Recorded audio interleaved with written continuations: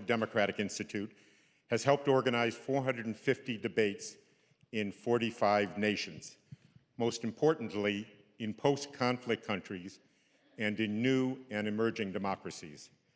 This effort has led to the creation of Debates International, a global support network of similar debate organizers from nearly 40 countries. So when the Commission and NDI supported candidate debates in Tunisia last year, we were joined by Debates International members from Chile, Mexico, and Jamaica to share their experiences and expertise. I wanted to recognize the Commission's longest-standing supporter, the Judy and Peter Bloom Kovler Foundation, which has given its trust to the nonpartisan mission of the Commission for the past 32 years. And we are grateful for their extraordinary contribution to the 2020 debates. Now it is my distinct honor to introduce Dr. Ruth Watkins, the president of the University of Utah. Thank you very much.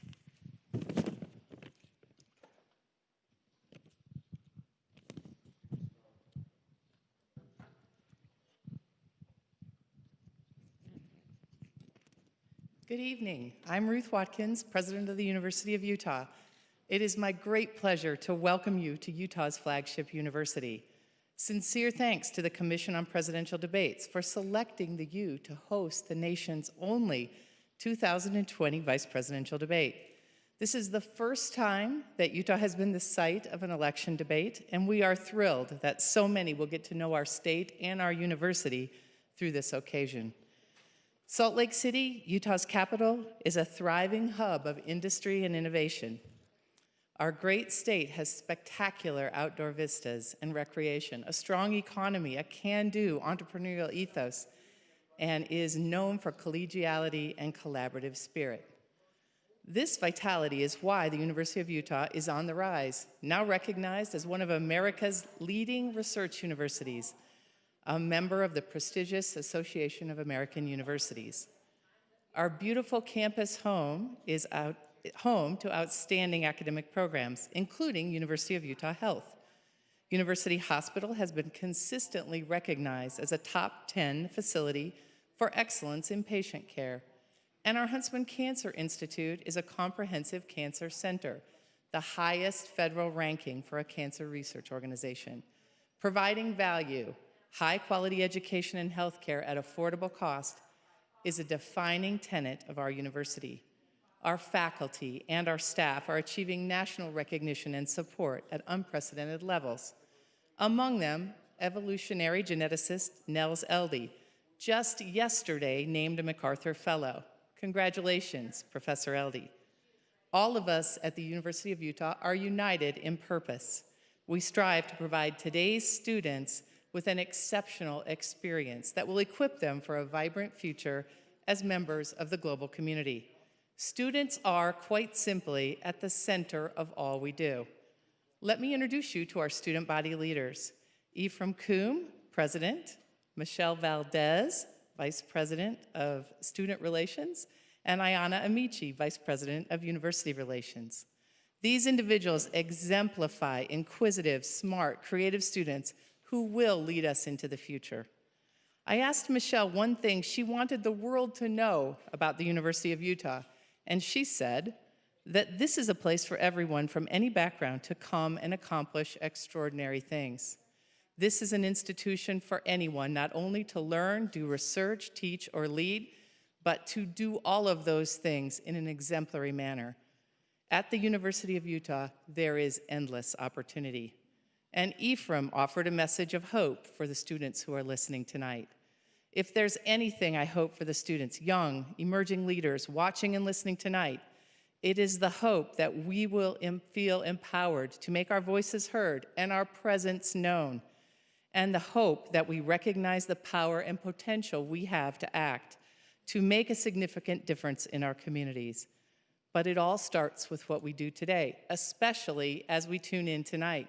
We are the future, yes, but we are also the present, and present we will be. This election may be the first involvement in the nation's political process for many students. We have emphasized how very important it is to be a part of an informed, involved citizenry. Ayanna offered this message from students here at the U to students listening from around the world. I want students worldwide to know that partaking in election processes is indispensable, as we are all citizens of humankind, and our chief role as such is to tailor the world to be more ethical than the one we grew up in.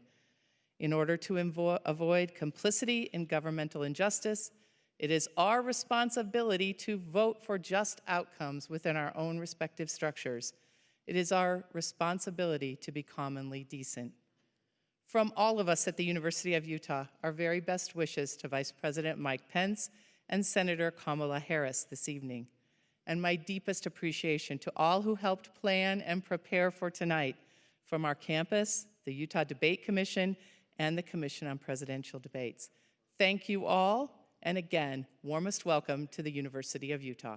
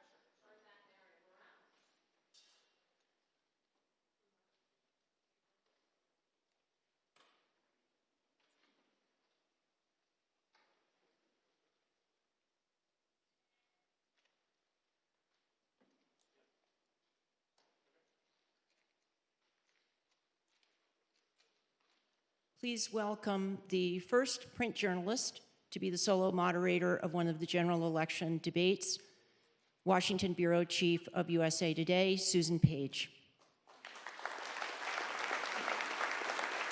Go get him, honey. Hey, welcome. And congratulations, you have scored the most exclusive tickets in the United States. Hamilton has nothing on the Commission on Presidential Debates when it comes to exclusive tickets.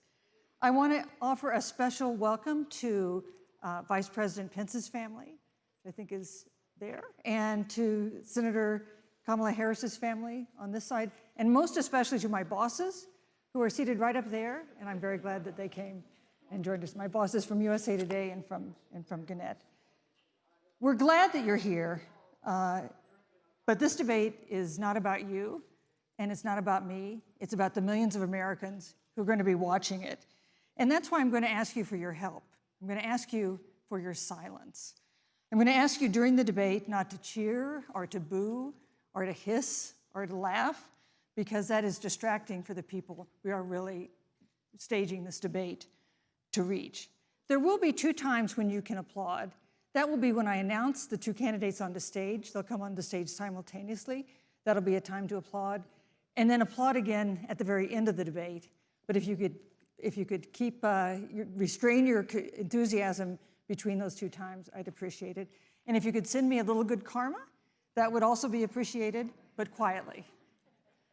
I'm going now to sit down and get settled and turn my back to you, but not in a rude way. And I'll see you on the other side. Thanks again for being here.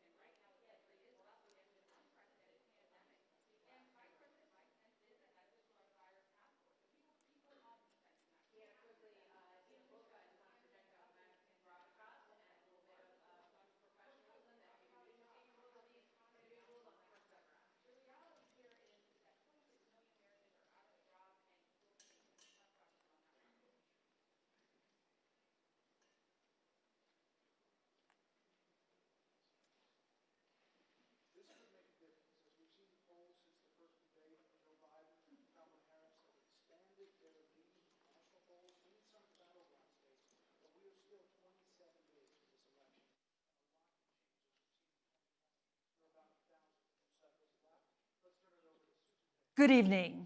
From the University of Utah in Salt Lake City, welcome to the first and only vice presidential debate of 2020, sponsored by the Nonpartisan Commission on Presidential Debates.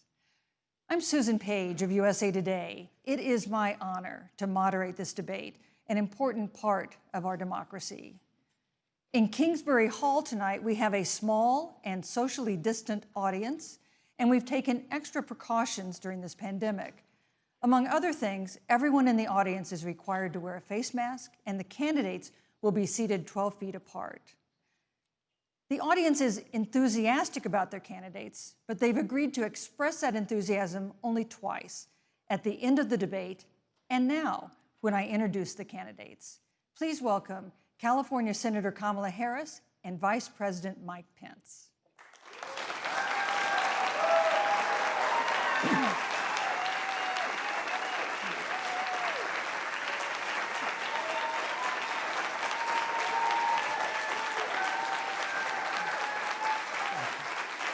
Thank you.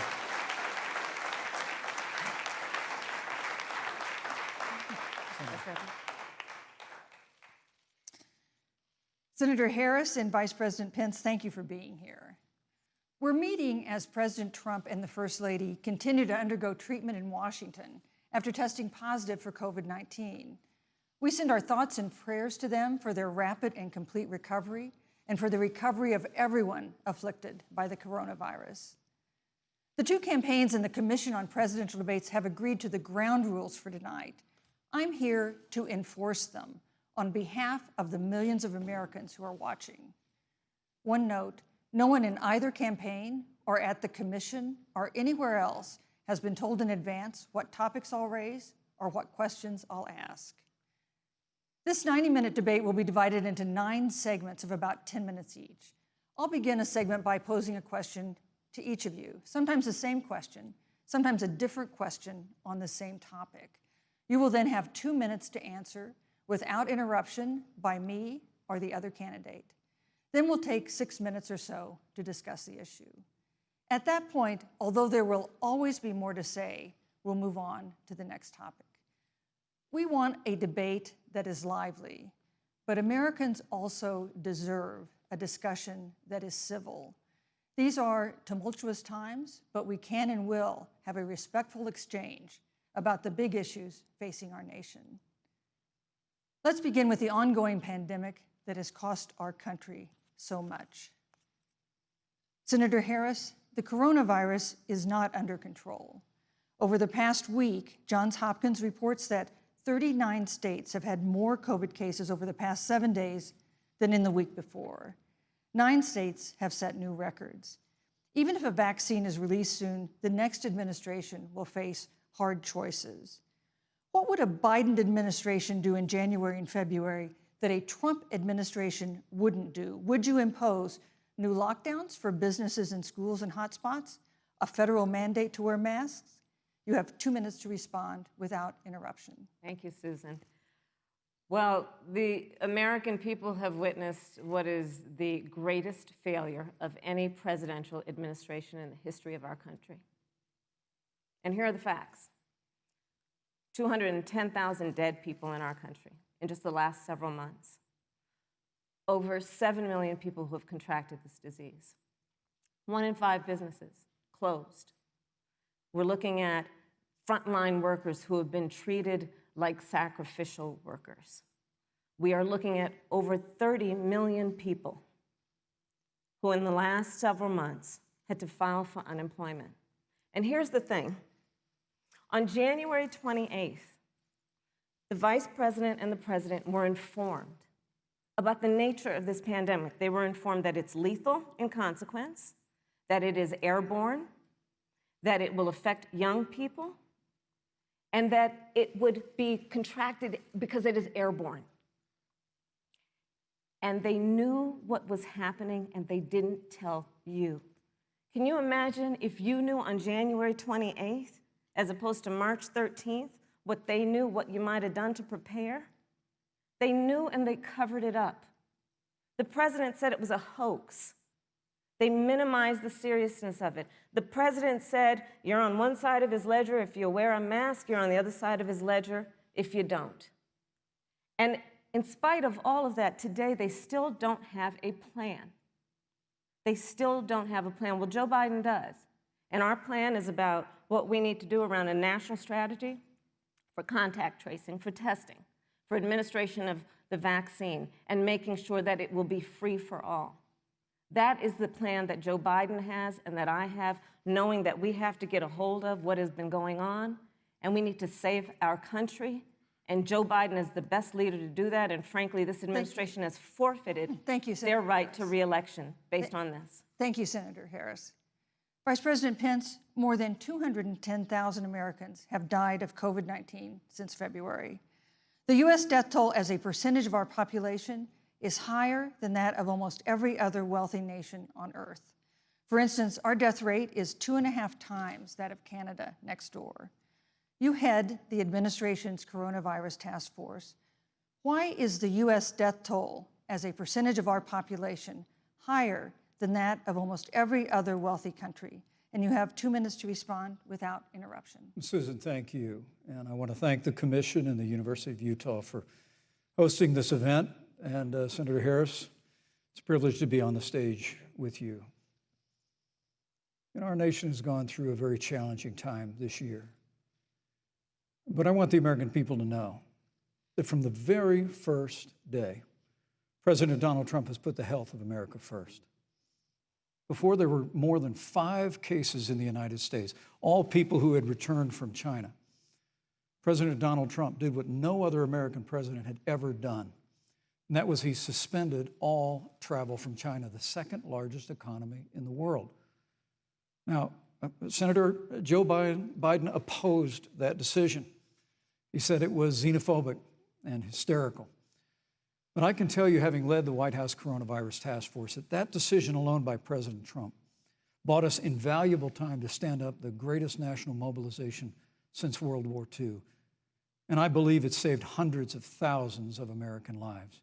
Because with that time, we were able to reinvent testing. More than 115 million tests have been done to date. We were able to see to the delivery of billions of supplies so our doctors and nurses had the resource and support they needed. And we began, really, before the month of February was out, to develop a vaccine and to develop medicines and therapeutics that have been saving lives all along the way. And under President Trump's leadership, Operation Warp Speed, we believe we'll have literally tens of millions of doses of a vaccine before the end of this year. The reality is, when you look at the Biden plan, it reads an awful lot like what President Trump and I and our task force have been doing every step of the way. I mean, quite frankly, when I look at their plan that talks about advancing testing, creating new PPE, developing a vaccine, it looks a little bit like plagiarism, which is something Joe Biden knows a little bit about. And I think the American people know that this is a president who has put the health of America first, and the American people, I believe with my heart, can be proud of the sacrifices they have made. It's saved countless American lives. Senator Harris, would you like to respond? Absolutely. Whatever the vice president is claiming the administration has done, clearly it hasn't worked. When you're looking at over 210,000 dead bodies in our country, American lives that have been lost, families that are grieving that loss. And you know, the vice president is the head of the task force and knew on January 28th how serious this was. And then thanks to Bob Woodward, we learned that they knew about it. And then when that was exposed, the vice president said, when asked, well, why didn't y'all tell anybody? He said, because the president wanted people to remain calm. Well, let's get no, but Susan, this is important. I want to add, but Mr. Vice President, I'm speaking. I'm speaking. Yeah, you can have 15 more seconds, and then we'll give the Vice President a chance to respond. So I want to ask the American people, how calm were you when you were panicked about where you're going to get your next roll of toilet paper? How calm were you when your kids were sent home from school and you didn't know when they could go back? How calm were you when your children couldn't see your parents because you were afraid they could kill them? Let's give Vice President Pence a chance to respond. Vice President Pence, you have 1 minute to respond. You know, there's not a day gone by that I haven't thought of every American family that's lost a loved one.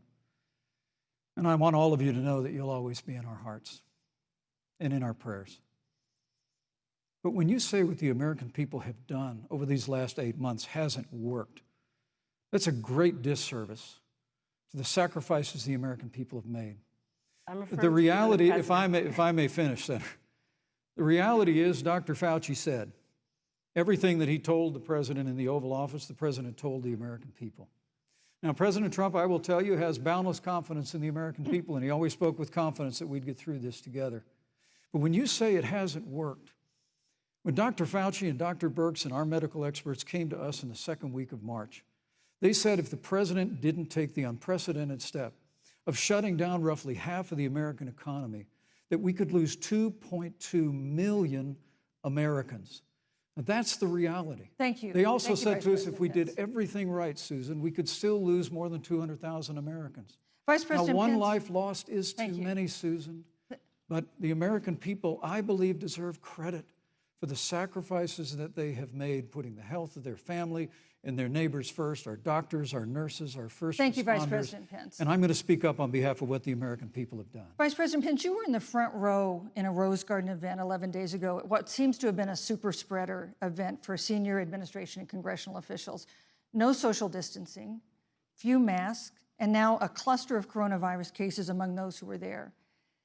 How can you expect Americans to follow the administration's safety guidelines to protect themselves from COVID when you at the White House have not been doing so?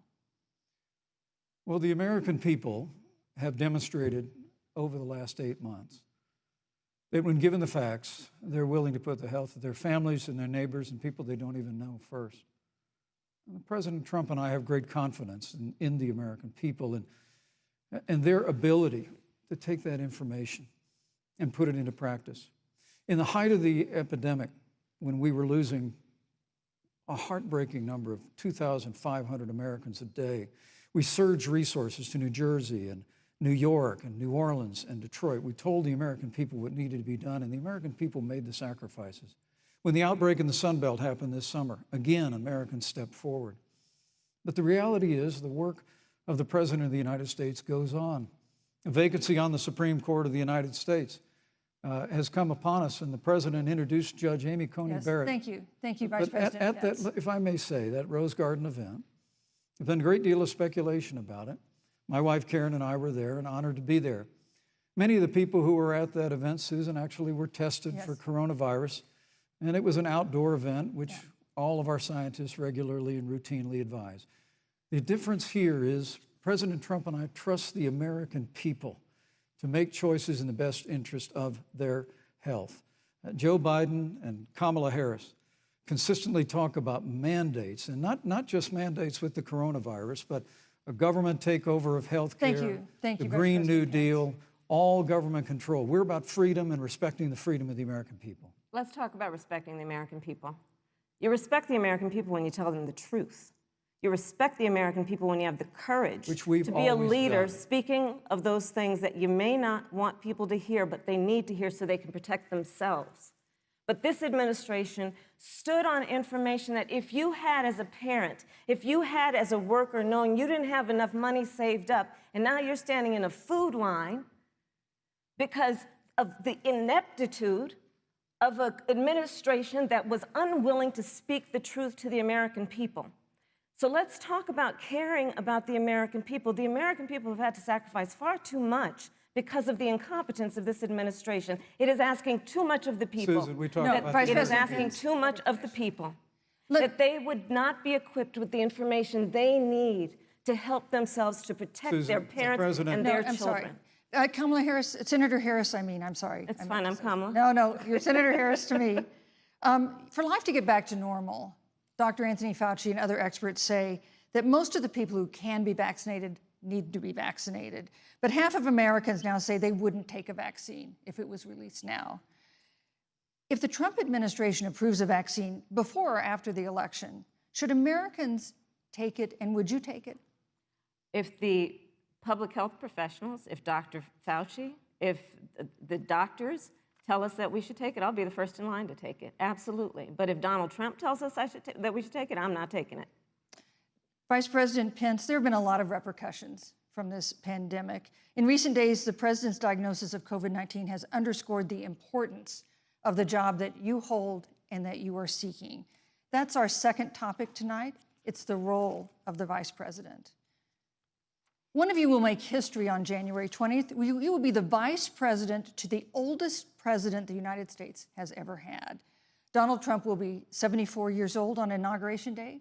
Joe Biden will be 78 years old. That already has raised concerns among some voters, concerns that have been sharpened by President Trump's hospitalization in recent days.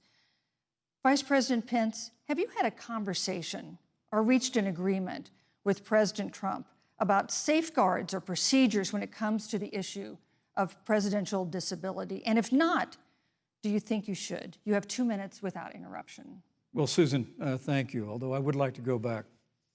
I think we need to move on to the issue Well, thank you, but I would like to go back because the reality is that we're going to have a vaccine, Senator, in record time, in unheard of time, in less than a year.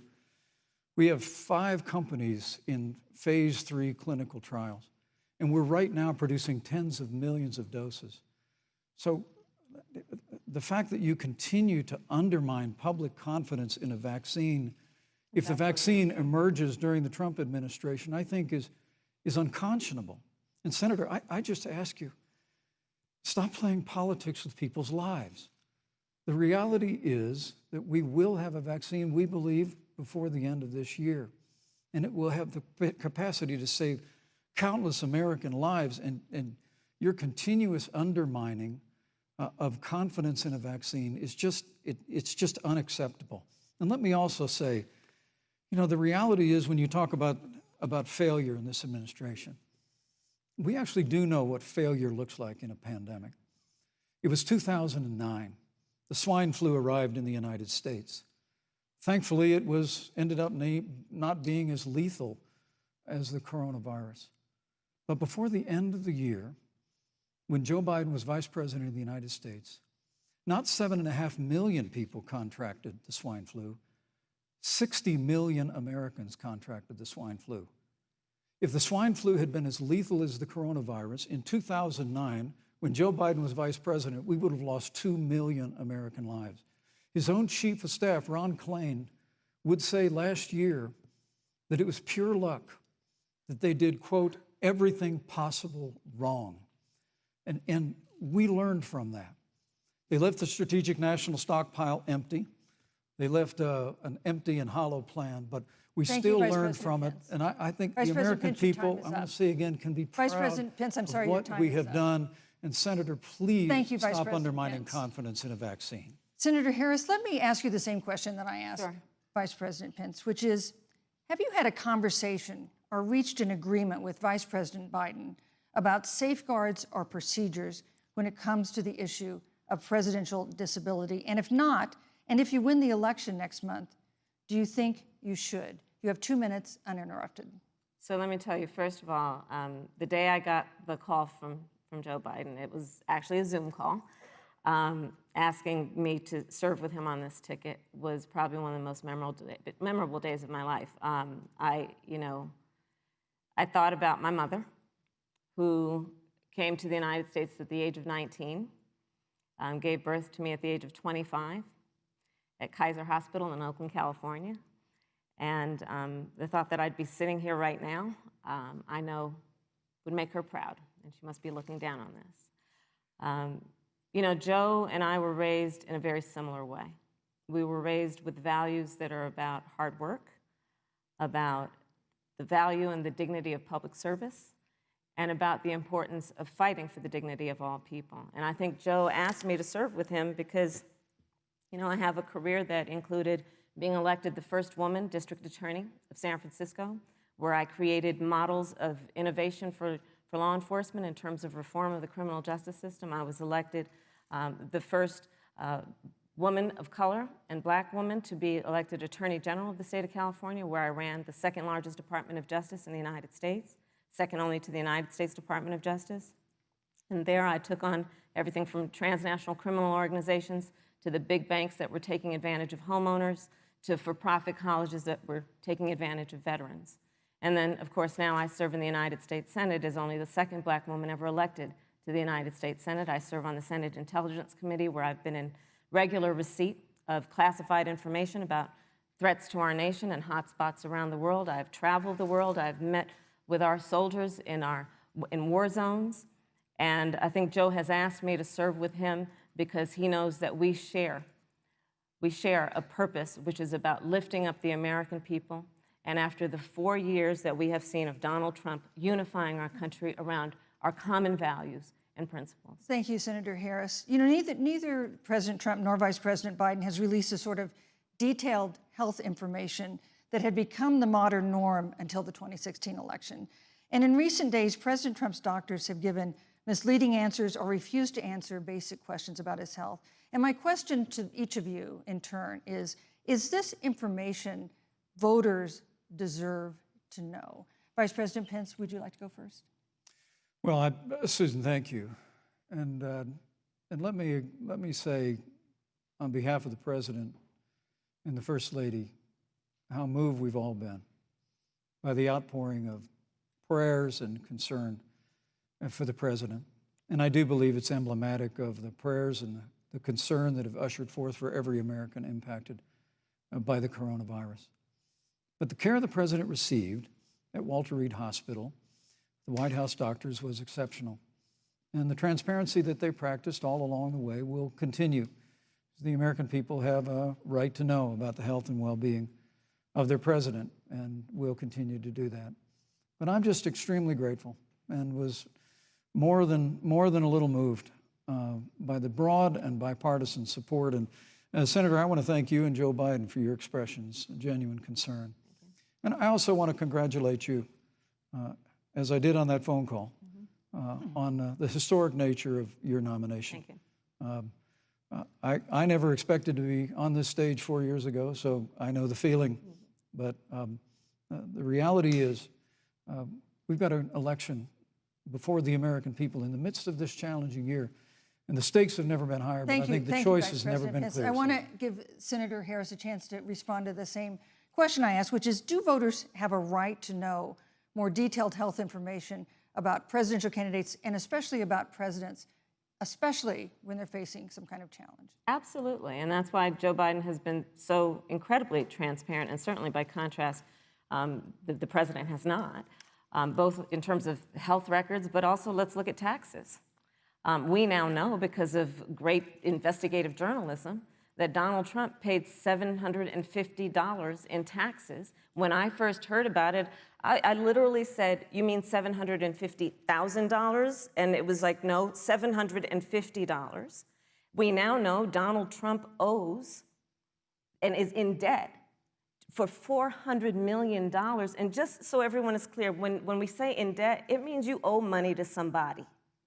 And it'd be really good to know who the President of the United States, the Commander-in-Chief, owes money to, because the American people have a right to know what is influencing the President's decisions. And is he making those decisions on the best interest of the American people, of you, or self-interest? So, Susan, I'm glad you asked about transparency, because it has to be across the board. Joe has been incredibly transparent over many, many years. The one thing we all know about Joe, he puts it all out there. He is honest, he is forthright. But Donald Trump, on the other hand, has been about covering up everything. Thank you, Senator Harris. I want to give you a chance to respond, Vice President. Well, look, I respect the fact that Joe Biden spent 47 years in public life. I respect your public service as well. Thank you. But the American people have a president who's a businessman, he's a job creator, who's paid tens of millions of dollars in taxes, payroll taxes, property taxes. He's created tens of thousands of American jobs.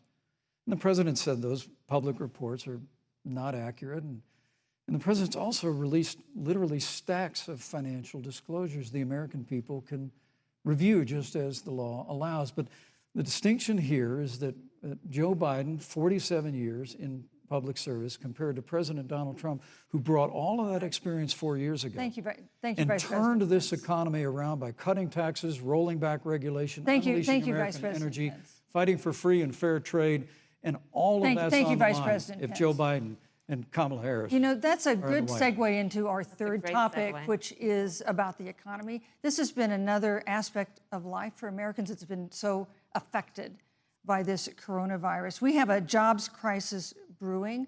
On Friday, we learned that the unemployment rate had declined to 7.9% in September, but the job growth had stalled, and that was before the latest round of layoffs and furloughs in the airline industry at Disney and elsewhere. Hundreds of thousands of discouraged workers have stopped looking for work. Nearly 11 million jobs that existed at the beginning of the year haven't been replaced. Those hardest hit include Latinos, Blacks, and women. Senator Harris, the Biden-Harris campaign has proposed new programs to boost the economy, and you would pay for that new spending by raising $4 trillion in taxes on wealthy individuals and corporations. Some economists warn that could curb entrepreneurial ventures that fuel growth and create jobs. Would raising taxes put the recovery at risk? And you have 2 minutes to answer uninterrupted. Thank you.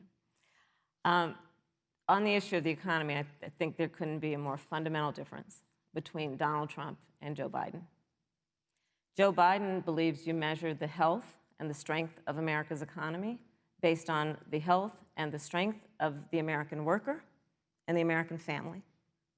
On the other hand, you have Donald Trump, who measures the strength of the economy based on how rich people are doing, which is why he passed a tax bill benefiting the top 1% and the biggest corporations of America, leading to a $2 trillion deficit that the American people are going to have to pay for.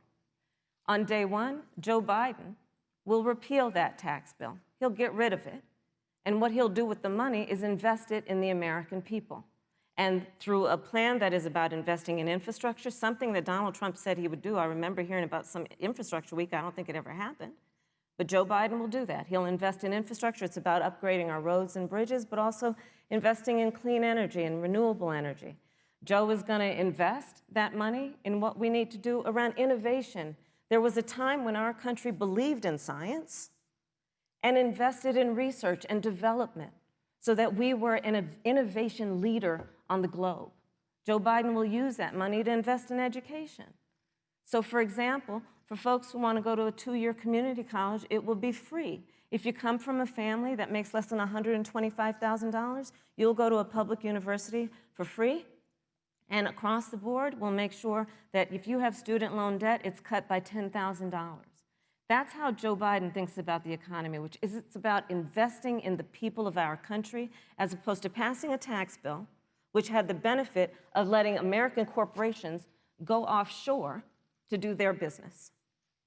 Thank you, You're Senator welcome. Harris. Vice President Pence, your administration has been predicting a rapid and robust recovery, but the latest economic report suggests that's not happening. Should Americans be braced for an economic comeback that is going to take not months, but a year or more? You have 2 minutes to answer uninterrupted. When President Trump and I took office, America had gone through the slowest economic recovery since the Great Depression. Because when Joe Biden was vice president, they tried to tax and spend and regulate and bail our way back to a growing economy. President Trump cut taxes across the board. Despite what Senator Harris says, the average American family of 4 had $2,000 in savings in taxes. And with the rise in wages that occurred, most predominantly for blue-collar, hardworking Americans, the average household income for a family of 4 increased by $4,000 following President Trump's tax cuts. But America, you just heard Senator Harris tell you, on day one, Joe Biden's going to raise your taxes. It's really remarkable to think, Susan. I mean, right after a time where we're going through a pandemic that lost 22 million jobs at the height, we've already added back 11.6 million jobs because we had a president who cut taxes, rolled back regulation, unleashed American energy, fought for free and fair trade, and secured $4 trillion from the Congress of the United States to give direct payments to families, saved 50 million jobs through the Paycheck Protection Program. We literally have spared no expense to help the American people and the American worker through this. Joe Biden and Kamala Harris want to raise taxes. They want to bury our economy under a $2 trillion Green New Deal, which you were one of the original co-sponsors of in the United States Senate. They want to abolish fossil fuels and ban fracking, which would cost hundreds of thousands of American jobs all across the heartland. And Joe Biden wants to go back to the economic surrender to China, that when we took office, half of our international trade deficit was with China alone. And Joe Biden wants to repeal all of the tariffs that President Trump put into effect to fight for American jobs and American workers. Joe Biden says democracy's on the ballot. Make no mistake about it, Susan. The American economy, the American comeback is on the ballot with 4 more years of growth and opportunity, 4 more years of President Donald Trump. 2021 is going to be the biggest economic year in the history of this country. Thank you, Vice President Pence. Senator Harris. Well, I mean, I thought we saw enough of it in last week's debate, but I think this is supposed to be a debate based on fact and truth. And the truth and the fact is Joe Biden has been very clear. He will not raise taxes on anybody who makes less than $400,000 a year. He said he's going to repeal the Trump tax cuts. Mr. Vice President, I'm speaking. Well, wait. I'm speaking. It'd be important if you said the truth. Joe Biden said twice in the debate last week that he's going to repeal the Trump tax cuts. That was tax cuts that gave the average working family $2,000 in a tax break every single year. Senator, that is absolutely not true. Is he only going to repeal part of the Trump tax cuts? If you don't mind letting me finish, we can then have a conversation, okay? Please. Okay. Joe Biden will not raise taxes on anyone who makes less than $400,000 a year. He has been very clear about that. Joe Biden will not end fracking. He has been very clear about that. Joe Biden is the one who, during the Great Recession, was responsible for the Recovery Act that brought America back. And now the Trump-Pence administration wants to take credit when they rode the coattails of Joe Biden's success for the economy that they had at the beginning of their term. Of course, now the economy is a complete disaster. But Joe Biden, on the one hand, did that. On the other hand, you have Donald Trump, who has reigned over a recession that is being compared to the Great Depression. On the one hand, you have Joe Biden, who was responsible with President Barack Obama for the Affordable Care Act, which brought health care to over 20 million Americans and protected people with pre-existing conditions. And what it also did is it saved those families who otherwise were going bankrupt because of hospital bills they could not afford. On the other hand, you have Donald Trump, who's in court right now, trying to get rid of the Affordable Care Act, which means that you will lose protections if you have pre-existing conditions. And this is very important, Susan. Yes, and it's but we need to give Vice President. He interrupted me, and I'd like to just finish, please. If you have a pre-existing condition, heart disease, diabetes, breast cancer, they're coming for you. If you love someone who has a pre-existing condition, they're coming for you. If you are under the age of 26 on your parents' coverage, they're coming for you. Senator Harris, thank you. You're welcome. Let me give you a chance to respond. Well, I hope we have a chance to talk about health care because Obamacare was a disaster. The American people remember it well. And President Trump and I have a plan to improve health care and to protect pre-existing conditions for every American. But look, Senator Harris, you're entitled to your own opinion, but you're not entitled to your own facts. You yourself said on multiple occasions when you were running for president that you would ban fracking. Joe Biden looked at a supporter in the eye and pointed and said, I guarantee that we will abolish fossil fuels. They have a $2 trillion version of the Green New Deal, Susan, that your newspaper, USA Today, said really wasn't that very different from the original Green New Deal. More taxes, more regulation, banning fracking, abolishing fossil fuel, crushing American energy, and economic surrender to China is a prescription for economic decline. President Trump and I will keep America growing. The V-shaped recovery that's underway right now will continue with 4 more years of President Donald Trump in the White House. Thank you very, very much, Vice President Pence. Once again, you've provided the perfect segue to a new topic, which is climate change. And Vice President Pence, I'd like to pose the first question to you. This year, we've seen record-setting hurricanes in the South. Another one, Hurricane Delta, is now threatening the Gulf. And we have seen record-setting wildfires in the West. Do you believe, as the scientific community has concluded, that man-made climate change has made wildfires bigger, hotter, and more deadly, and have made hurricanes wetter, slower, and more damaging? You have 2 minutes uninterrupted. Thank you, Susan. Well, first, I'm very proud of our record on the environment and on conservation. According to all of the best estimates, our air and land are cleaner than any time ever recorded. Our water is among the cleanest in the world. And just a little while ago, the president signed the Outdoors Act. It's the largest investment in our public lands and public parks in 100 years. So President Trump has made a commitment to conservation and to the environment. Now, with regard to climate change, the climate is changing. But the issue is, what's the cause and what do we do about it? President Trump has made it clear that we're going to continue to listen to the science. Now, Joe Biden and Kamala Harris would put us back in the Paris Climate Accord. They'd impose the Green New Deal, which would crush American energy, would increase the energy costs of American families in their homes, and literally would crush American jobs. And President Trump and I believe that the progress that we have made in a cleaner environment has been happening precisely because we have a strong free market economy.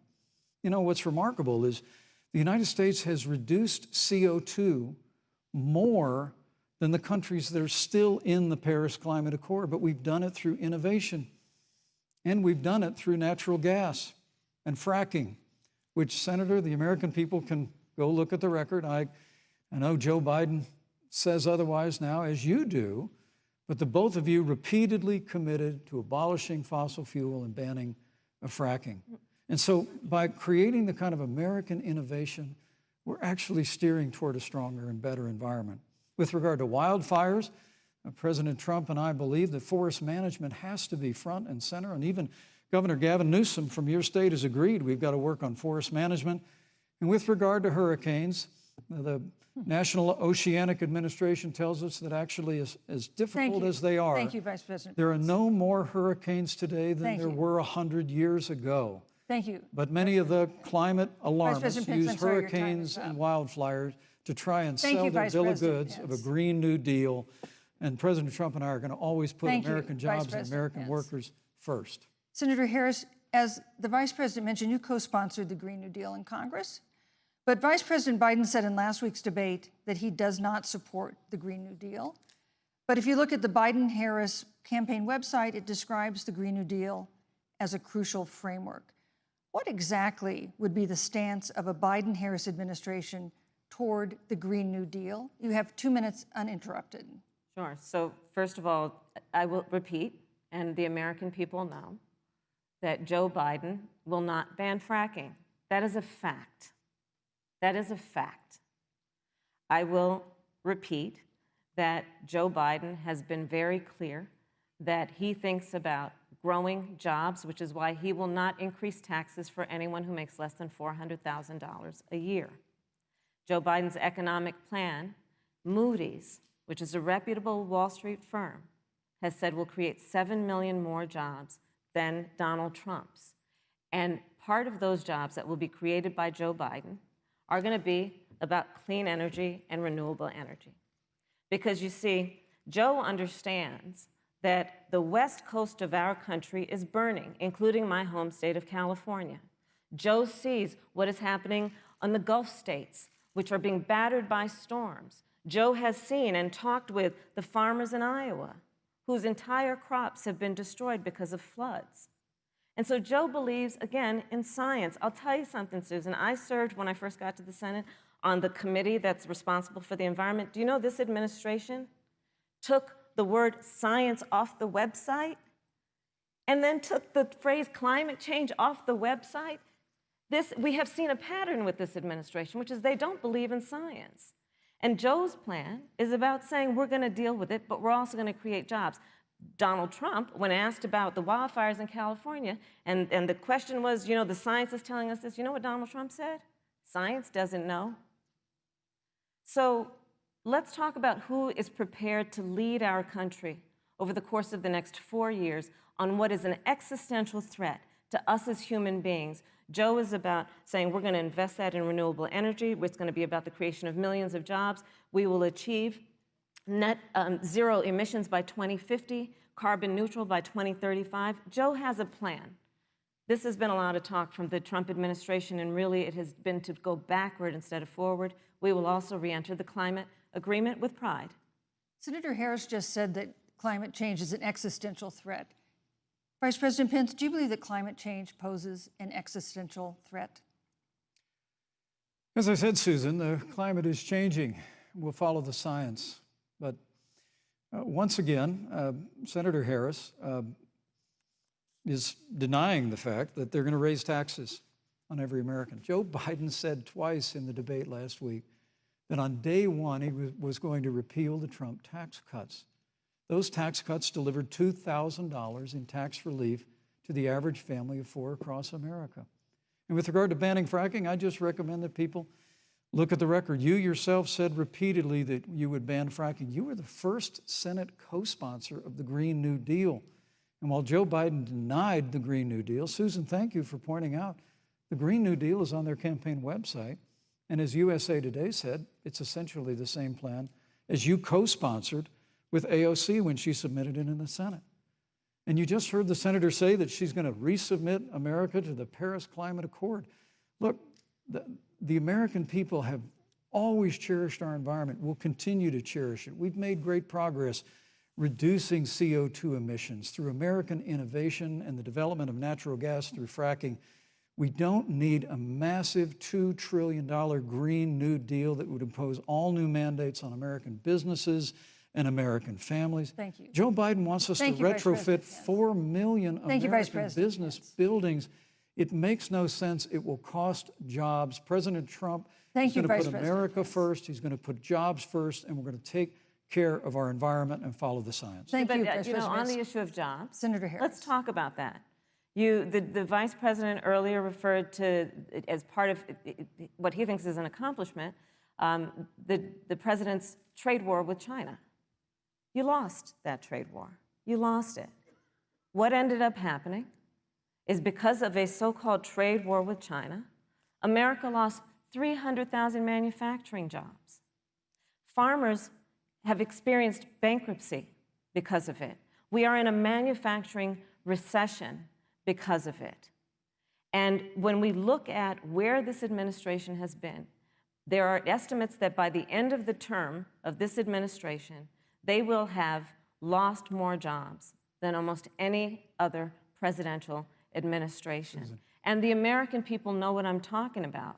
You know, I think about 20-year-olds. You know, we have a 20-year-old, a 20-something-year-old, who are coming out of high school and college right now, and you're wondering, is there going to be a job there for me?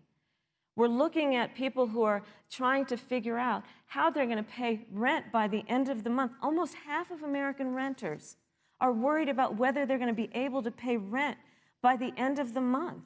This is where the economy is in America right now, and it is because of the catastrophe and the failure of leadership of this administration. Thank you, Senator Harris.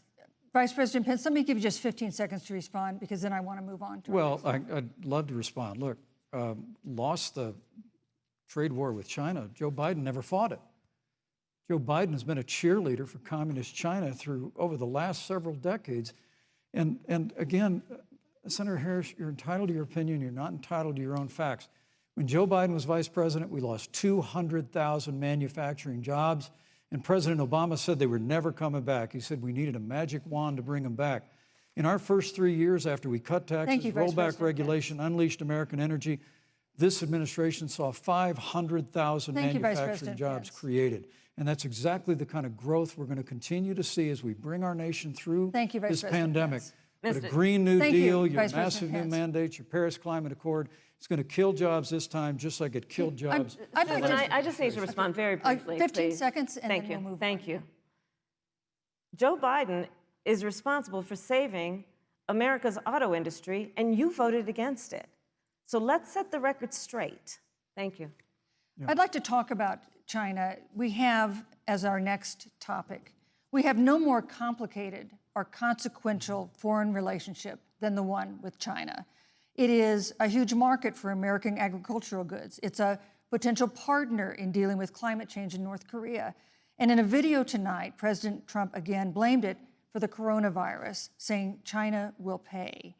Vice President Pence, how would you describe our fundamental relationship with China? Competitors, adversaries, enemies?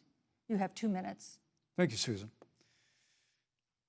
Well, before I leave that, let me speak to voting records if I can. You know, everybody knows that NAFTA cost literally thousands of American factories to close. We saw automotive jobs go south of the border. President Trump fought to renegotiate NAFTA. And the United States-Mexico-Canada agreement is now the law of the land. American people deserve to know Senator Kamala Harris was one of only 10 members of the Senate to vote against the USMCA. It was a huge win for American auto workers. It was a huge win for American farmers, especially dairy in the upper Midwest. But Senator, you said it didn't go far enough on climate change, that you put your radical environmental agenda ahead of American auto workers and ahead of American jobs. I think the American people deserve to know that. It's probably why Newsweek magazine said that Kamala Harris was the most liberal member of the United States Senate in 2019, more liberal than Bernie Sanders, more liberal than any of the others in the United States Senate. So now, with regard to China, look, Susan, first and foremost, China is to blame for the coronavirus. And President Trump is not happy about it. He's made that very clear, made it clear again today. China and the World Health Organization did not play straight with the American people. They did not let our personnel into China to get information on the coronavirus until the middle of February. Fortunately, President Trump, in dealing with China from the outset of this administration, standing up to China that had been taking advantage of America for decades in the wake of Joe Biden's cheerleading for China, President Trump made that decision before the end of January to suspend all travel from China. And again, the American people deserve to know Joe Biden opposed President Trump's decision to suspend all travel from China. He said it was hysterical. He said it was Thank you, xenophobic. Vice President Pence. But President Trump has stood up to China. We're going to continue to stand strong. Thank you, Vice President Pence. We want to improve the relationship, but we're going to level the playing field, and we're going to hold China accountable for what they did to America with the coronavirus. Thank you. Senator Harris, let me ask you the same question that I asked the Vice President. How would you describe our fundamental relationship with China? Are we competitors, adversaries, enemies? You'll have 2 minutes uninterrupted. Susan, the Trump administration's perspective and approach to China has resulted in the loss of American lives, American jobs, and America's standing.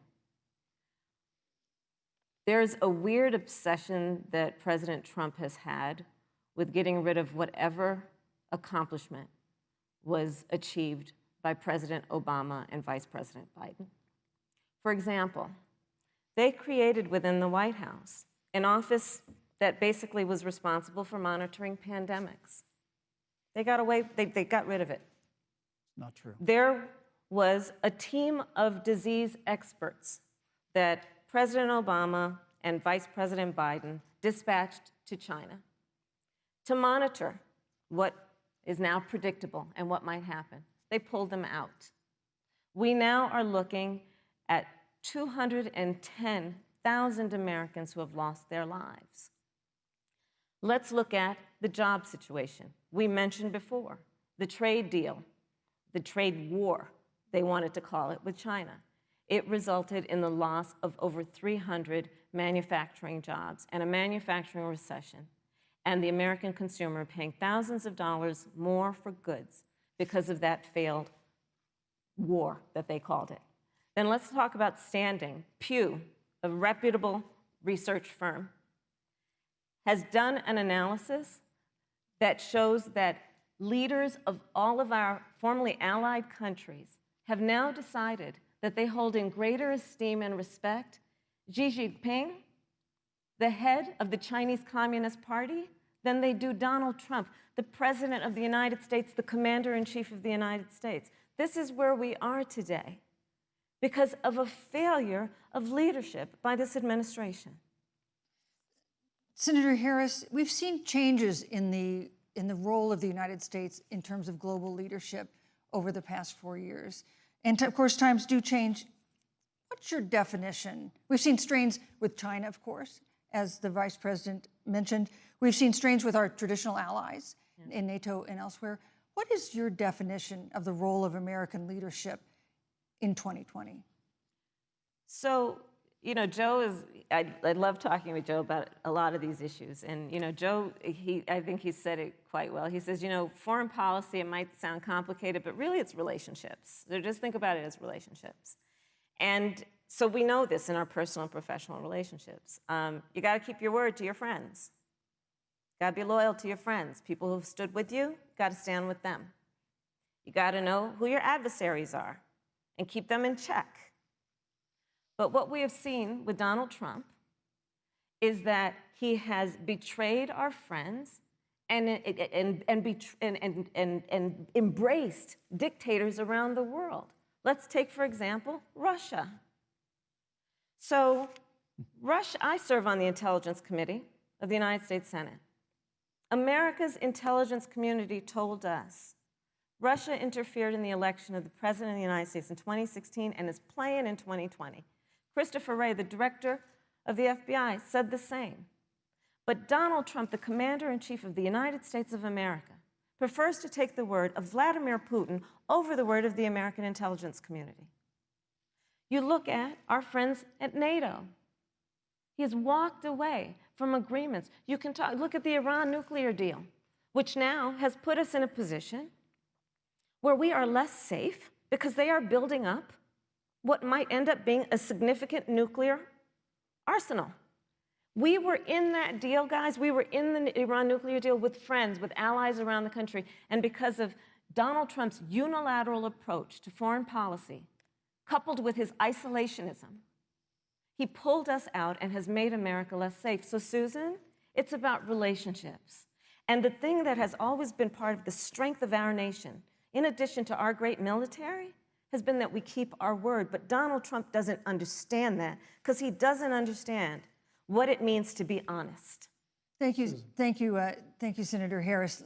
Vice President Pence, let me give you a chance to respond. Well, thank you. Well, President Trump kept his word when we moved the American embassy to Jerusalem, the capital of the state of Israel. When Joe Biden was vice president, they promised to do that, and they never did. We've stood strong with our allies, but we've been demanding. NATO is now contributing more to our common defense than ever before, thanks to President Trump's leadership. We've strengthened our alliances across the Asia-Pacific, and we've stood strong against those who would do us harm. You know, when President Trump came into office, ISIS had captured an area of the Middle East the size of Pennsylvania. But President Trump unleashed the American military, and our armed forces destroyed the ISIS caliphate and took down their leader, al-Baghdadi, without one American casualty. Al-Baghdadi was responsible for the death of thousands. But notably, America's hearts today are with the family of Kayla Mueller, her parents of which are here with us tonight in Salt Lake City. Today, 2 of the ISIS killers responsible for Kayla Mueller's murder were brought to justice in the United States. Jihadi John was killed on the battlefield along with the other beetle. The reality is that when Joe Biden was vice president, we had an opportunity to save Kayla Mueller. It breaks my heart to reflect on it, but the military came into the Oval Office, presented a plan. They said they knew where Kayla was. Baghdadi had held her for 18 months, abused her mercilessly before they killed her. But when Joe Biden was vice president, they hesitated for a month. And when armed forces finally went in, it was clear she'd been moved 2 days earlier. And her family says with a heart that broke the heart of every American that if President Donald Trump had been president, they believe Kayla would be alive today. Thank you, Vice Look, President. we destroyed the ISIS caliphate. And you talk about re-entering the Iran nuclear deal. I mean, the last administration transferred $1.8 billion to the leading state sponsor Thank you, Vice of President terrorism. Pence. President Donald Trump got us out of the deal. Thank you, Vice President Pence. And when Qasem Soleimani was traveling to Baghdad Thank you, to do Vice President harm Pence. to Americans, President Donald Trump took Thank you, him Vice out. President Pence. And America is safer, our allies are safer, and the American people know President Donald Trump will never Thank you, hesitate Vice President to take Pence. action. I would like to give Senator Harris a chance to respond, but not at such great length because, of course, there are other topics we want to talk about. But I would like equal time. Yes. Thank you. Please go ahead. First of all, to the Mueller family, I know about your daughter's case, and I'm so sorry. I'm so sorry. What happened to her is awful. And it should have never happened. And I know Joe feels the same way. And I know that President Obama feels the same way. But you mentioned Soleimani. Let's start there. So after the strike on Soleimani, there was a counter strike on our troops in Iraq. And they suffered serious brain injuries. And do you know what Donald Trump dismissed them as? Headaches. And this is about a pattern of Donald Trump's, where he has referred to our men who are serving in our military as suckers and losers. Donald Trump, who went to Arlington Cemetery and stood above the graves of our fallen heroes and said, what's in it for them? Because, of course, he only thinks about what's in it for him. Let's take what he said about John McCain, a great American hero. And Donald Trump says he doesn't deserve to be called a hero because he was a prisoner of war. And this is very important when you want to talk about who is the current commander-in-chief and what they care about and what they don't care about. Public reporting that Russia had bounties on the heads of American soldiers. And you know what a bounty is? It's somebody puts a price on your head and they will pay it if you are killed. And Donald Trump had talked at least 6 times to Vladimir Putin and never brought up the subject. Joe Biden would never do that. Thank you. Joe Biden would, but Joe Biden would hold Russia to account for any threat to our nation's security or to our troops who are sacrificing their lives for the sake of our democracy and our safety. Thank you, Senator Harris. This is such an important issue, but we have other important issues as well, and Susan, I want to make sure we have a chance. I really have talk to respond to that. Look, she has 15 seconds because well, I got to have trying more to than keep. that. Look, well, I'm sorry, but Vice President Pence, you've had more time than she's had so far. The slanders against President Donald Trump regarding men and women of our armed forces are absurd. I'm sorry, Vice President Pence. My son is a captain in the United Yes. States Marine Corps. My son-in-law is deployed in the United States Navy. I can assure all of you, with sons and daughters serving in our military, President Donald Trump not only respects but reveres all of those who serve in our armed forces, and any suggestion otherwise is ridiculous.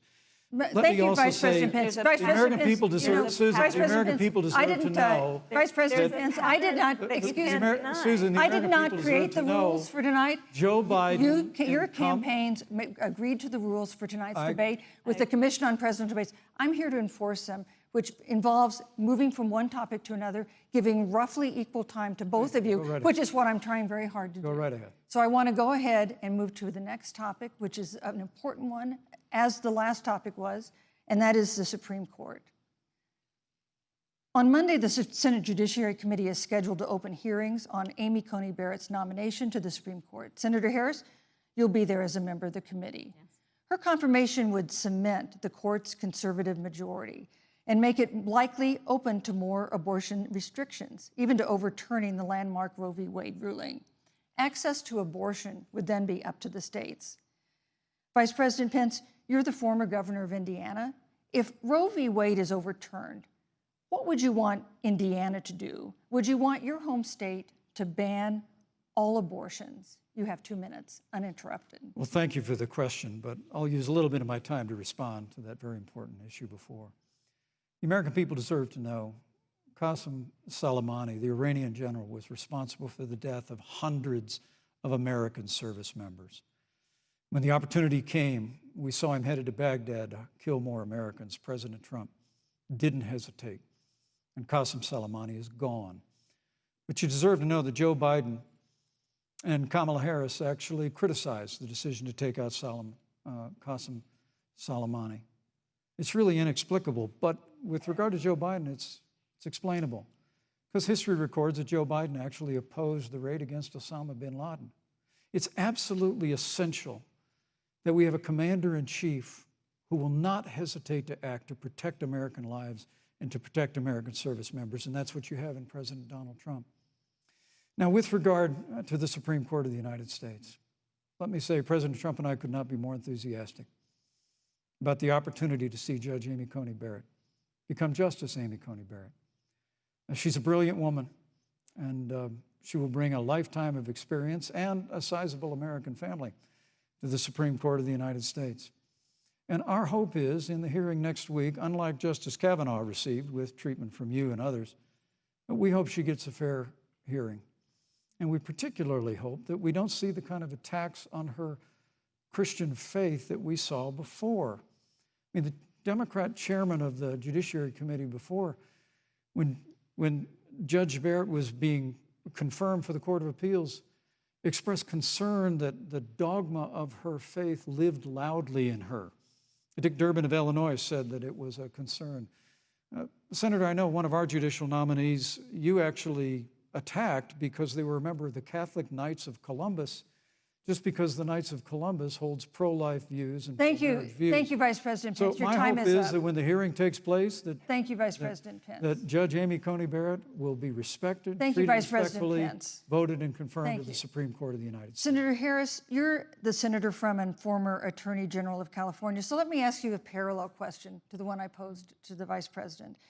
If Roe v. Wade is overturned, what would you want California to do? Would you want your home state to enact no restrictions on access to abortion? And you have 2 minutes uninterrupted. Thank you, Susan. First of all, Joe Biden and I are both people of faith, and it's insulting to suggest that we would knock anyone for their faith. And in fact, Joe, if elected, will be only the second practicing Catholic as President of the United States. On the issue of this nomination, Joe and I are very clear, as are the majority of the American people. We are 27 days before the decision about who will be the next president of the United States. And, you know, before, when this conversation has come up, you know, it's been about election year or election time. We're literally in an election. Over 4 million people have voted. People are in the process of voting right now. And so Joe has been very clear, as the American people are. Let the American people fill that seat in the White House, and then we'll fill that seat on the United States Supreme Court. And to your point, Susan, the issues before us couldn't be more serious. There's the issue of choice, and I will always fight for a woman's right to make a decision about her own body. It should be her decision and not that of Donald Trump and the Vice President, Michael Pence. But let's also look at what else is before the court. It's the Affordable Care Act. Like, literally in the midst of a public health pandemic, when over 210,000 people have died and 7 million people probably have what will be in the future considered a pre-existing condition because you contracted the virus. Donald Trump is in court right now trying to get rid of the Affordable Care Act. And I said it before, and it bears repeating. This means that there will be no more protections, if they win, for people with pre-existing conditions. Yeah. This means that over 20 million people will lose your coverage. It means that if you're under the age of 26, you can't stay on your parents' coverage anymore. And here's the thing. The contrast couldn't be more clear. They're trying to get rid of the Affordable Care Act. Joe Biden is saying, let's expand coverage. Let's give you a choice of a public option or private coverage. Let's bring down premiums. Thank you, Senator Let's Harris. lower Medicare eligibility to 60. Thank you, Senator That's true Harris. leadership. You know, you mentioned earlier, Vice President Pence, that the president was committed to maintaining protections for people with pre-existing conditions. But you do have this court case that you are supporting, your administration supporting, that would strike down the Affordable Care Act. The president says, President Trump says that he's going to protect people with pre-existing conditions, but he has not explained how he would do that. And that was one of the toughest nuts to crack when they were passing the Affordable Care Act. So tell us specifically, how would your administration protect Americans with pre-existing conditions to have access to affordable insurance if the Affordable Care Act is struck down? Well, thank you, Susan. But let me just say, addressing your very first question, I couldn't be more proud to serve as vice president to a president who stands without apology for the sanctity of human life. I'm pro-life. I don't apologize for it. And this is another one of those cases where there's such a dramatic contrast. Joe Biden and Kamala Harris support taxpayer funding of abortion all the way up to the moment of birth, late-term abortion. They want to increase funding to Planned Parenthood of America. Now, for our part, I would never presume how Judge Amy Coney Barrett would rule on the Supreme Court of the United States, but we'll continue to stand strong for the right to life. When you speak about the Supreme Court, though, I think the American people really deserve an answer, Senator Harris. Are you and Joe Biden going to pack the court if Judge Amy Coney Barrett is confirmed? I mean, there have been 29 vacancies on the Supreme Court during presidential election years, from George Washington to Barack Obama. Presidents have nominated in all 29 cases. But your party is actually openly advocating adding seats to the Supreme Court, which has had 9 seats for 150 years, if you don't get your way. This is a classic case of, if you can't win by the rules, you're going to change the rules. Now, you've refused to answer the question. Joe Biden has refused to answer the question. So I think the American people would really like to know, if Judge Amy Coney Barrett is confirmed to the Supreme Court of the United States, are you and Joe Biden, if somehow you win this election, going to pack the Supreme Court to get your way? I'm so glad we went through a little history lesson. Let's do that a little more. In 1864... Well, I'd like you to answer the question. No, Mr. Vice President, I'm speaking. I'm speaking. Okay. In 1864, one of the, I think, political heroes, certainly of the president, I assume of you also, Mr. Vice President, is Abraham Lincoln. Mm-hmm. Abraham Lincoln was up for re-election, and it was 27 days before the election, and a seat became open on the United States Supreme Court. Abraham Lincoln's party was in charge not only of the White House, but the Senate. But Honest Abe said it's not the right thing to do. The American people deserve to make the decision about who will be the next president of the United States, and then that person can select who will serve for a lifetime on the highest court of our land. And so Joe and I are very clear. The American people are voting right now, and it should be their decision about who will serve on this most important body for a lifetime. Thank you, and Senator the Harris. People, Susan, are voting right now. They'd like to know if you and Joe Biden are going to pack the Supreme Court if you don't get your way in this nomination. Let's talk about packing. You once again gave a non-answer. Joe Biden gave a non-answer. Trying to answer you now. The American people deserve a straight answer. And if you haven't figured it out yet, the straight answer is they are going to pack the Supreme Court if they somehow win this election. Men and women, I got to tell you, people across this country, if you cherish our Supreme Court, if you cherish the separation of powers, you need to reject the Biden-Harris ticket. Come November the 3rd, re-elect President Donald Trump, and we'll stand by that separation of powers in a 9-seat Supreme Court. Yeah, let's talk about packing the court then. Let's talk about the fact. Yeah, I'm about to.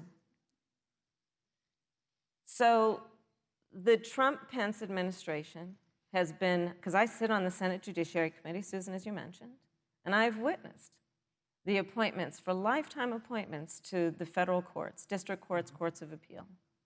People who are purely ideological, people who have been reviewed by legal professional organizations and found to have been not competent, are substandard. And do you know that of the 50 people who President Trump appointed to the Court of Appeals for lifetime appointments, not one is black? This is what they've been doing. You want to talk about packing a court? Let's have that discussion. All right, thank you, Senator. Let's go on and talk about the issue of racial justice. I just want the record to reflect she never answered the question. So the American people, maybe in the next debate, Joe Biden will answer the question, but I think the American people know the answer. Thank you, Vice President. In March, Breonna Taylor, a 26-year-old emergency room technician in Louisville, was shot and killed after police officers executing a search warrant in a narcotics investigation broke into her apartment. The police said they identified themselves. Taylor's boyfriend said he didn't hear them do that. He used a gun registered to him to fire a shot, which wounded an officer. The officers then fired more than 20 rounds into the apartment. They say they were acting in self-defense. None of them have been indicted in connection with her death. Senator Harris, in the case of Breonna Taylor, was justice done? You have 2 minutes. I don't believe so, and I've talked with Breonna's mother, Tamika Palmer, and her family deserves justice. She was a beautiful young woman. She had as her life goal to become a nurse, and she wanted to become an EMT to first learn what's going on out on the street so she could then become a nurse and save lives. And her life was taken unjustifiably and tragically and violently.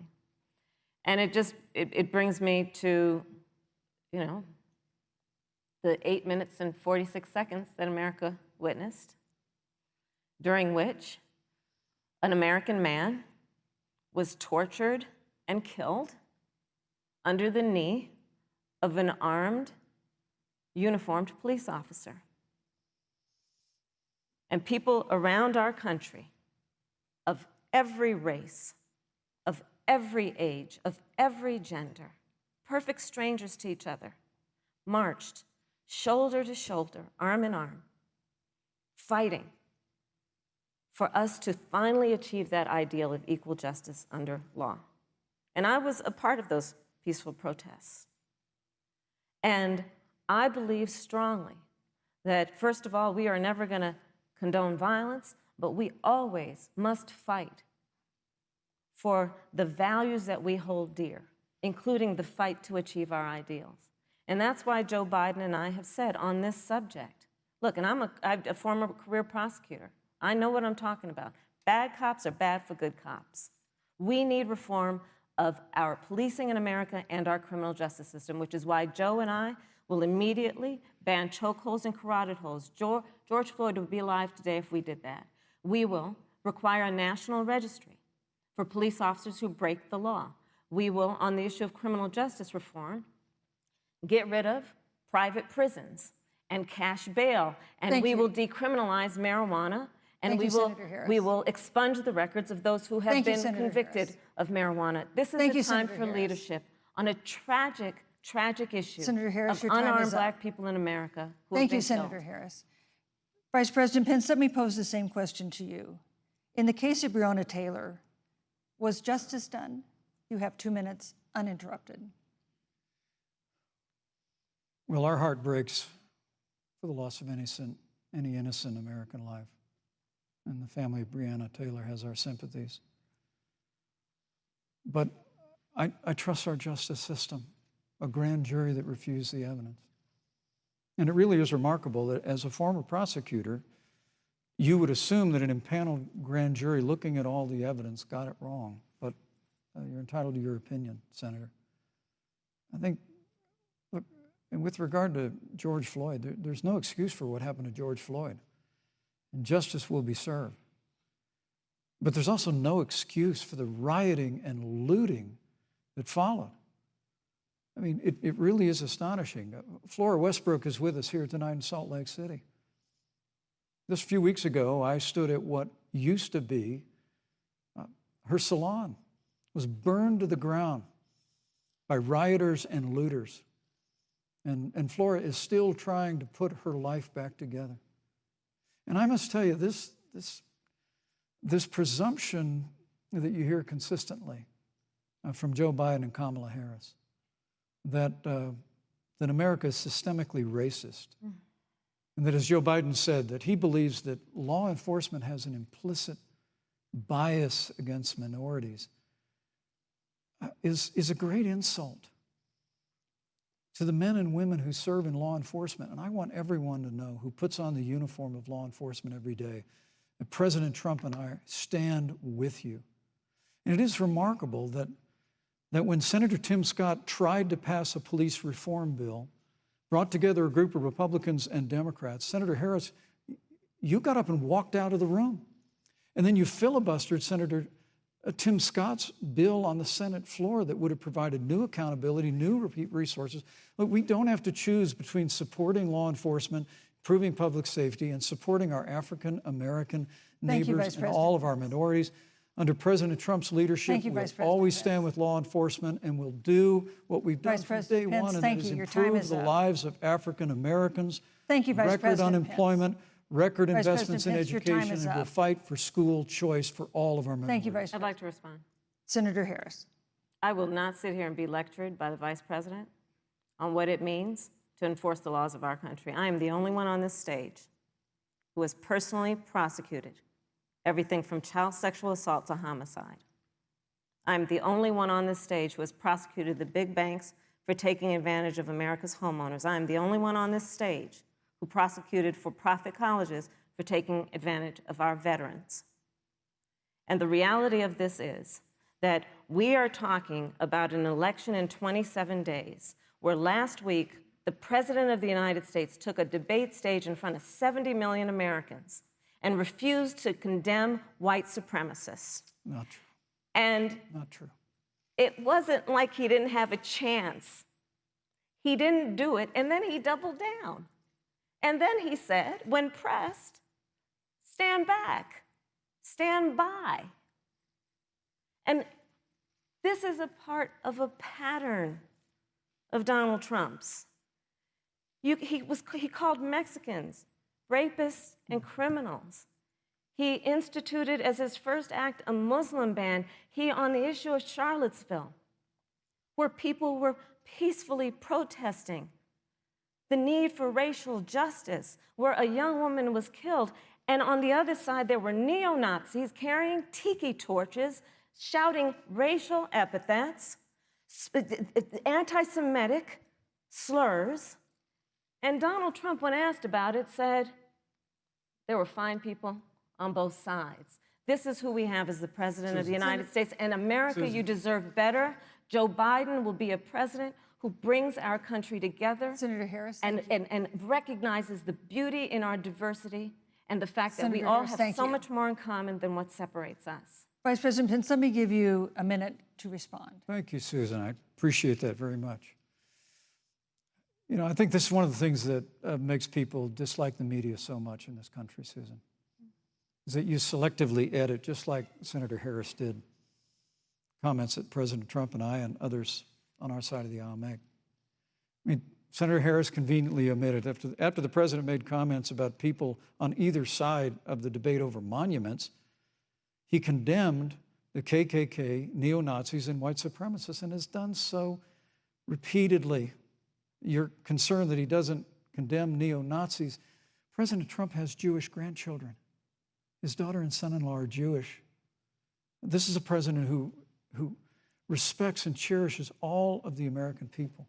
But you talk about having personally prosecuted. I'm glad you brought up your record, Senator. Thank you. I really need to make this point. When you were DA in San Francisco, when you left office, African Americans were 19 times more likely to be prosecuted for minor drug offenses than whites and Hispanics. When you were Attorney General of California, you increased the disproportionate incarceration of blacks in California. You did nothing on criminal justice reform in California. You didn't lift a finger to pass the First Step Act on Capitol Hill. I mean, the reality is your record speaks for itself. President Trump and I have fought for criminal justice reform. Thank you, Vice President Pence. We fought for educational choice and opportunities for African Americans, all of our Thank you, sir. And we'll do it for 4 more Thank years. you. You know, there is no more important issue than the final issue that we're going to talk about tonight, and that is the issue of the election itself. Susan, he attacked my record. I would like an opportunity to respond. Let me give you 30 seconds because we're running out of time. I appreciate that. First of all, having served as the Attorney General of the state of California, the work that I did is a model of what our nation needs to do, and we will be able to do under a Joe Biden presidency. Our agenda includes what this administration has failed to do. It will be about not only instituting a ban on chokeholds and carotid holes. Thank you. Not only. Thank you, Senator I Harris. would like to go through. These are points that you made earlier in the hour, and I want to talk about the election itself before we have to. But I want to talk about the connection between what Joe and I will do and my record, which includes I was the first statewide officer to institute a requirement that my agents would wear body cameras and keep them on full time. We were the first to initiate a requirement that there would be a training for law enforcement on implicit bias because, yes, Joe Biden and I recognize that implicit bias does exist, Mr. Vice President, contrary to what you may believe. We did the work of instituting reforms that were about investing in reentry. This is the work that we have done and the work we will do going forward. And again, I will not be lectured by the Vice President on our record of what we have done in terms of law enforcement and keeping our communities safe and a commitment to reforming the criminal justice system of America. Thank you, Senator Harris. And I'd like to I'd like you to respond first to the question on our final topic, the election itself. President Trump has several times refused to commit himself to a peaceful transfer of power after the election. If your ticket wins and President Trump refuses to accept a peaceful transfer of power, what steps would you and Vice President Biden then take? What would happen next? You have 2 minutes. So I'll tell you, Joe and I are, I think, particularly proud of the coalition that we've built around our campaign. We probably have one of the broadest coalitions of folks that you've ever seen in a presidential race. Of course, we have the support of Democrats, but also independents and Republicans. In fact, 7 members of President George W. Bush's cabinet are supporting our ticket. We have the support of Colin Powell, Cindy McCain, John Kasich, over 500 generals, retired generals, and former national security experts and advisors are supporting our campaign.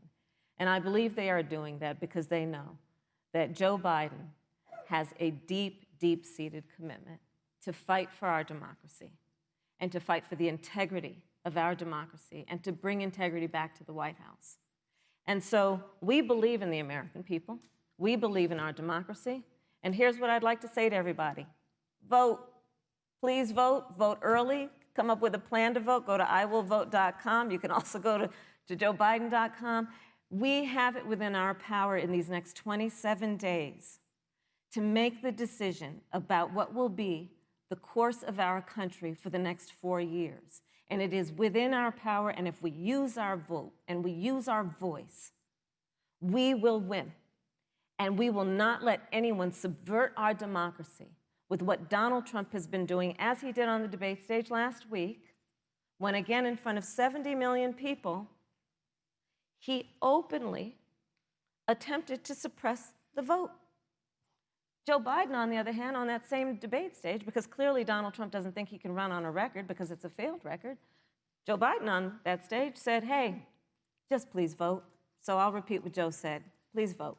Thank you, Senator. Vice President Pence, President Trump has several times refused to commit himself to a peaceful transfer of power after the election.